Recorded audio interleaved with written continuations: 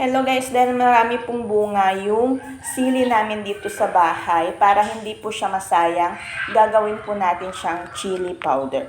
So ayan guys, madami na siyang hinog, tapos yung iba is nahuhulog na. So sayang.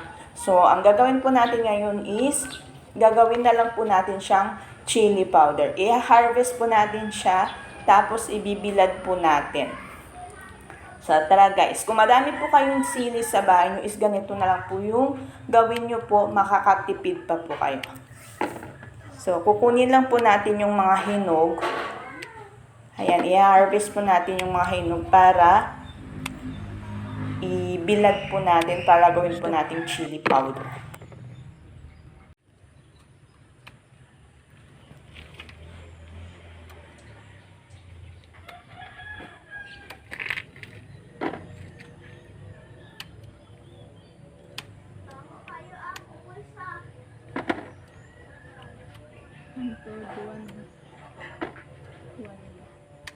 Ilan na?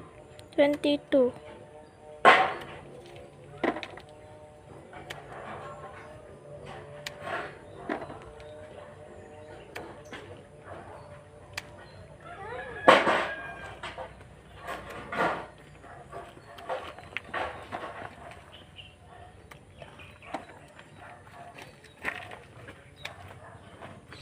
Ano ka dyan? Ilan na? 50. 50? Kung mag-60 na step.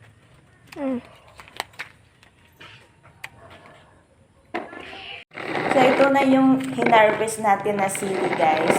So, hindi ko alam kung anong klaseng sili ito. Di ba mayroon yung mga labuyo, yung mga ganon na mga sili. So, ito is hindi ko pa alam yung pangalan niya. Basta sili siya. So, ayun. So, ibibilad lang po natin siya sa araw. Kasi maaraw ngayon, mga 7 days lang ito siya. Matutuyo na ito siya. So, ayan. Paano ako nakataba?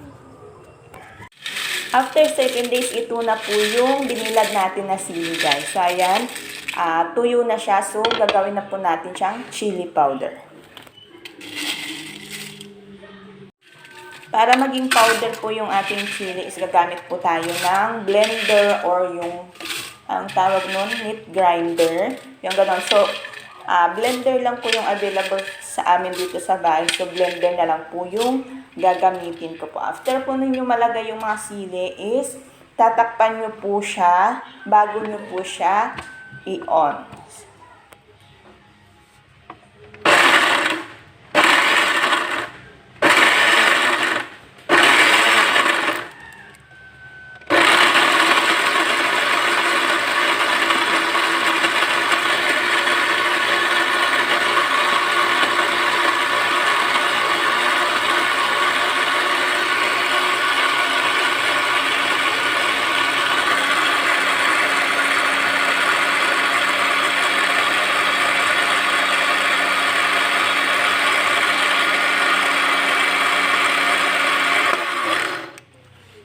Nainin siya man ako. Alin, kay manghang ni, magpunta sa mata.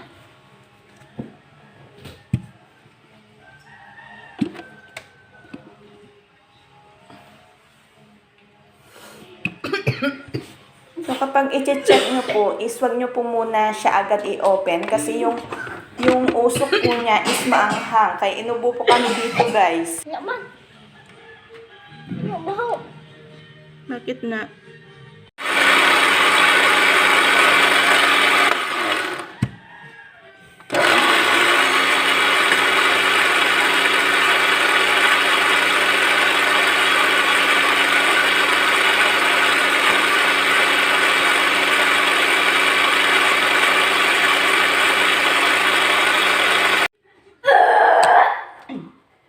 So, ito na yung ating chili powder, guys.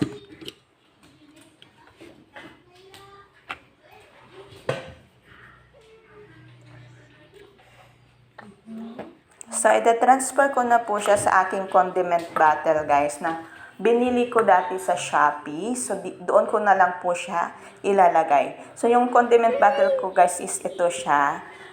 Pwede dito yung mga bitsin, mga paminta powder, chili powder. So, ito. Dito ko na lang po siya ilalagay. So, magagamit ko na yung aking condiment bottle. So, ang cute niya, guys. Oh.